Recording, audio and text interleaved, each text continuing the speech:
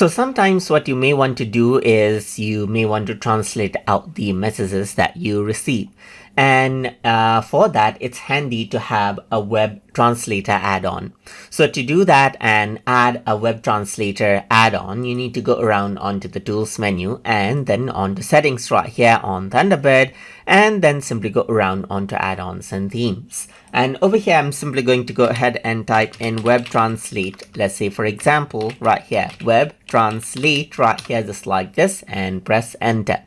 So once I go ahead and do that, it opens up the add-ons page, and here you can see the web translate add-on right here that you can simply go ahead and add on to Thunderbird right here. So let's just go around and click on this and click on add on the window that pops up right here, just like this, and you can see that the Google Translate page simply opens up within Thunderbird. So if I were to go around over here on the top, you'll see web translate right here, just like this as well.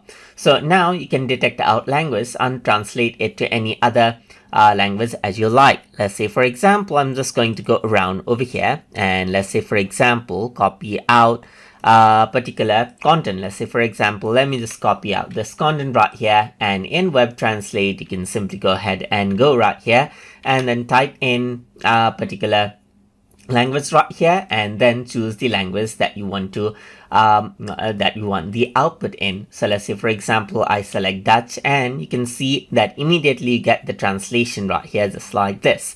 And that is how you can go ahead and utilize the web translate add-on inside of Thunderbird. So hope you guys learned something as always. And as always, please like, comment, share, and subscribe.